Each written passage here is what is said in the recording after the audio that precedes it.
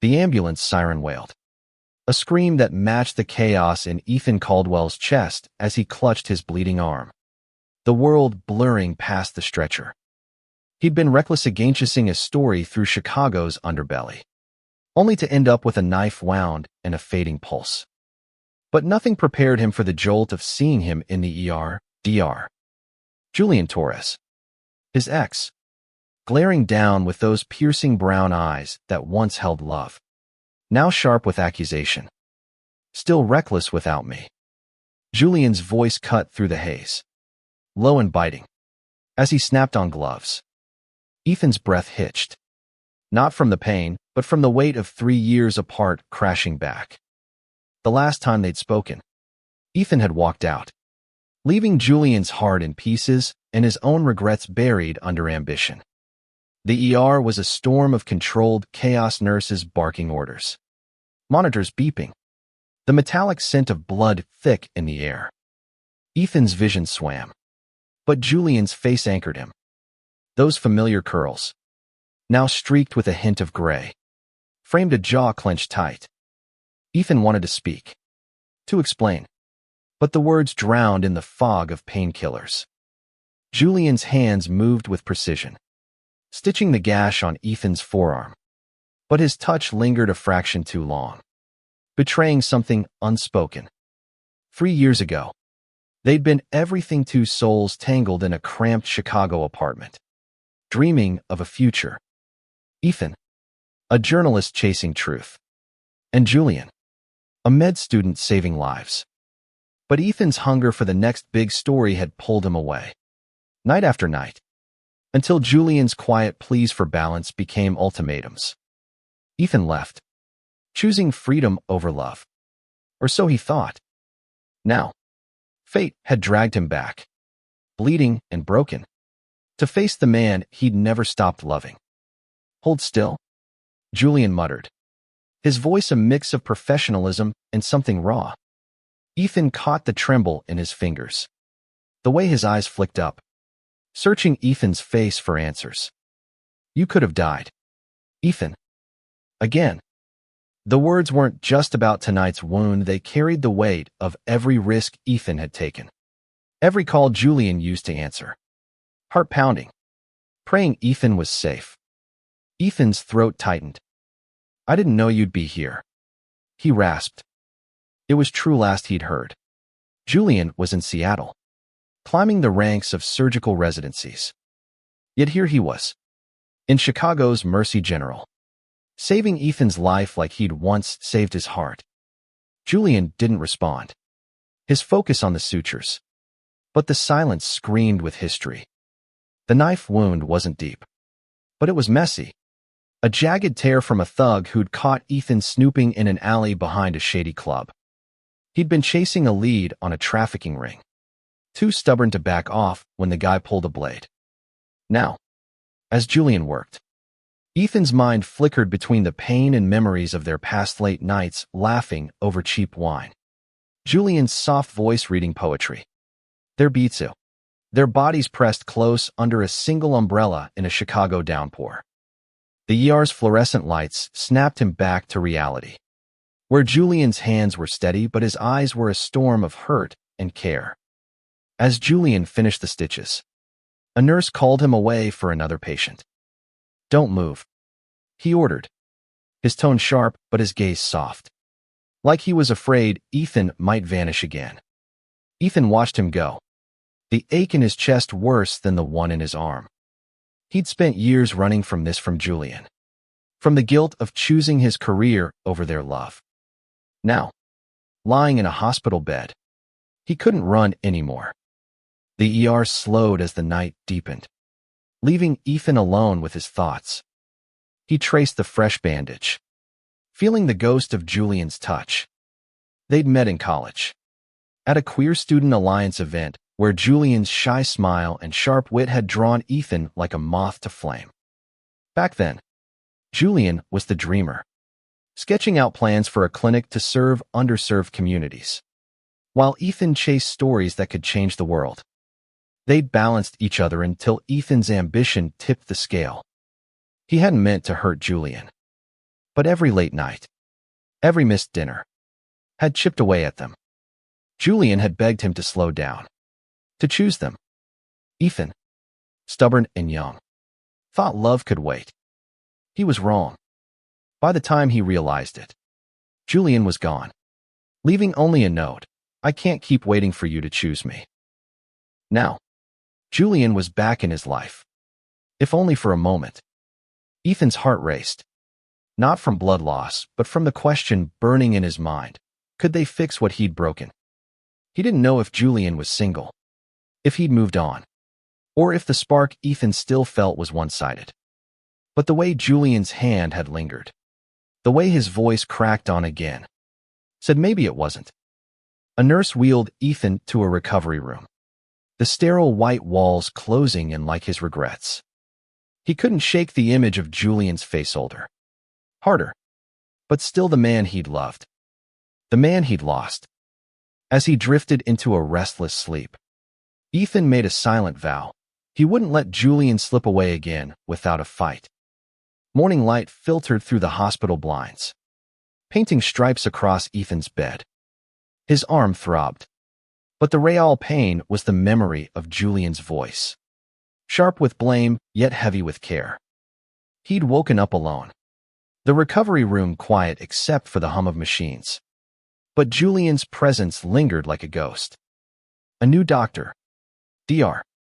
Gwen, checked his chart. You're lucky, she said, her tone brisk. Dr. Torres got you stitched up fast. You'll be out by noon if your vitals hold. Ethan nodded, barely listening. His mind was on Julian, on the way his hands had moved with such care, on the anger in his eyes that didn't quite hide the hurt. Ethan needed to see him again, to say something, anything, to bridge the gap of 3 years. He asked a nurse about Julian's schedule, feigning casual curiosity. Dr. Torres is on a double shift, she said, checking her tablet. He'll be back for rounds soon. Ethan's pulse quickened. He had a chance. But what could he say? Sorry I broke your heart. I still love you. Words felt too small for the weight of their past. When Julian appeared, his white coat crisp but his eyes tired, Ethan's breath caught. Julian checked the chart, his movements methodical, avoiding Ethan's gaze. Your vitals are stable, he said, voice flat. You'll need to keep the wound clean. Follow up in a week. It was all business. But Ethan saw the tension in his shoulders, the way his fingers gripped the pen too tight. Julian. Ethan started, his voice rough. Can we talk? Not here. Not like this. Julian's eyes flicked up, dark and guarded. But he didn't say no. I'm off at 8, he said finally. There's a diner across the street. Meet me there if you're discharged. It wasn't an invitation, it was a challenge. Ethan spent the morning replaying their history. The first time they'd kissed, under a street lamp after a late-night study session. The world fading away until it was just them. The fights, too. When Ethan's obsession with work left Julian alone, waiting for a partner who was always chasing the next lead. Ethan had thought he was building a legacy, but all he'd built was a wall between them. By noon, he was discharged, his arm in a sling, but his heart heavier.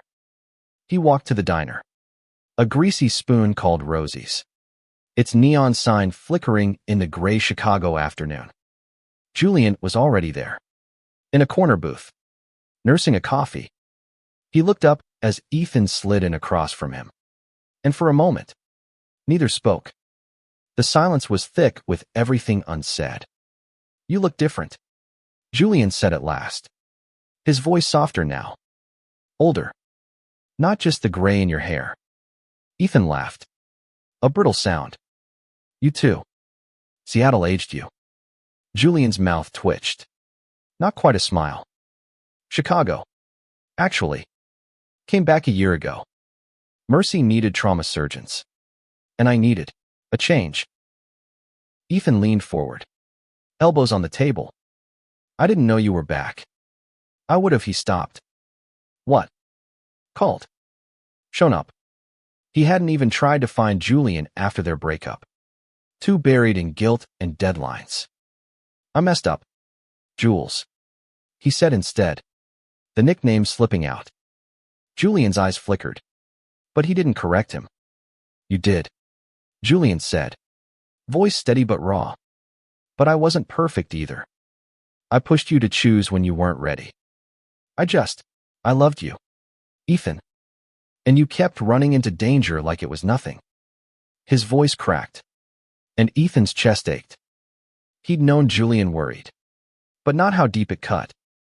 I'm sorry. Ethan said. The words heavy. I thought I was chasing something bigger than us. I was wrong. Julian looked away. His jaw tight. And Ethan saw the walls he'd built, walls Ethan had helped create. But there was something else in Julian's eyes. A flicker of the warmth they'd once shared. And Ethan clung to it like a lifeline. The diner's jukebox played a soft ballad, its notes weaving through the tension between Ethan and Julian. Ethan's coffee sat untouched, growing cold as he searched for words to mend what he'd broken. Julian's gaze was fixed on the table, tracing the grain of the wood like it held answers he couldn't find in Ethan's face. I didn't come back to Chicago for you, Julian said suddenly, his voice low. But seeing you last night, it stirred things up. Things I thought I'd buried. Ethan's heart leapt. But he stayed quiet, letting Julian speak. I'm not the same guy you left. Ethan. I've got a life here, friends. A job I love. But you showing up. Bleeding out in my ER. It's like the universe is laughing at me. Ethan reached across the table, stopping short of Julian's hand. I never stopped thinking about you. He admitted. Every story I chased. Every byline I got. I wondered what you'd think. If you'd be proud. Or if you'd hate me more. Julian's eyes met his. Searching. And Ethan saw the boy he'd loved beneath the man he'd hurt. I don't hate you, Julian said. Almost a whisper. I tried. It'd be easier if I did. The words hit Ethan like a punch. Equal parts hope and pain. Julian sipped his coffee, then set it down hard. But you can't just walk back in and expect me to forget. You chose your path. Ethan. I had to choose mine. Ethan nodded, swallowing the lump in his throat. I know. I'm not asking for a reset. I want a chance to make it right. To be in your life. Even if it's just as friends. The word friends felt wrong. Too small for the ache in his chest. But he'd take anything Julian offered. Julian leaned back, his expression unreadable. I'm seeing someone, he said, and Ethan's world tilted. It's new. Not serious yet. But I'm not free like I was. Ethan forced a nod, his stomach twisting. He'd known it was possible, but hearing it still stung. Julian deserved happiness. Ethan had no right to begrudge him that. Tell me about him, Ethan said, surprising himself with the steadiness in his voice. Julian raised an eyebrow, then shrugged. His name's Marcus. He's a teacher. Calm. Steady. The opposite of you.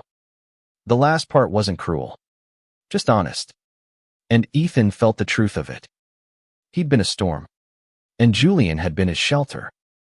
They talked longer, the conversation easing into something less fraught.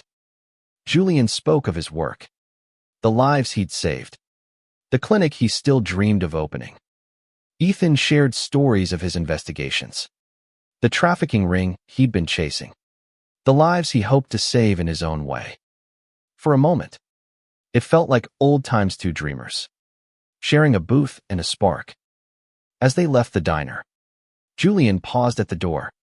I'm glad you're okay, he said, his voice soft. But don't do that again, showing up in my ER half dead. Ethan grinned, despite the ache. No promises, but I'll try. Julian's laugh was small but real, and it warmed Ethan more than the coffee ever could. Weeks passed, and Ethan kept his promise to stay in touch. He texted Julian careful. Small messages at first, checking on his recovery, sharing a bad joke. Julian replied, cautious but warm. And slowly, they rebuilt something fragile but real. Ethan threw himself into his work, but with a new lens, every risk he took. He imagined Julian's face, the worry in his eyes, and it made him pause, think twice. One evening, Julian invited him to a community fundraiser for the clinic he'd dreamed of since college. Ethan went. His arm healed, but his heart still tender. The event was in a Chicago park, strung with fairy lights, filled with laughter and hope. Julian was in his element, shaking hands, sharing his vision. Ethan watched, pride swelling, seeing the man Julian had become. Marcus was there, too, a kind-eyed man with a steady laugh. Ethan felt a pang, but no bitterness. Julian deserved someone who stayed, who chose him every day.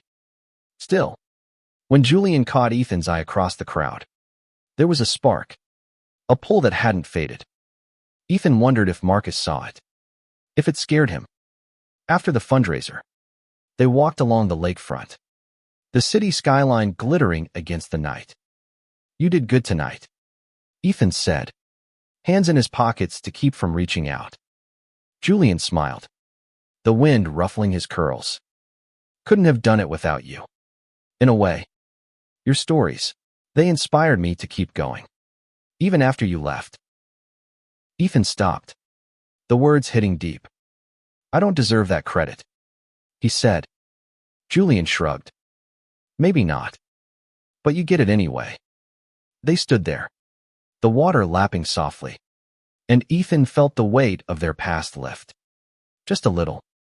They weren't lovers anymore, but they were something: friends, allies, two people whose paths had crossed again for a reason. I'm proud of you, Jules, Ethan said, his voice thick. And I'm here, for whatever you need. Julian's eyes softened, and for a moment, Ethan thought he might close the distance between them. Instead, Julian nodded. I know, and I'm glad. They parted with a hug, brief but warm, and Ethan walked away with a heart both heavy and light. He'd lost Julian once, but he'd found him again, not as a lover, but as a friend, a partner in changing the world. It wasn't the ending he'd once dreamed of, but it was enough. It was a beginning.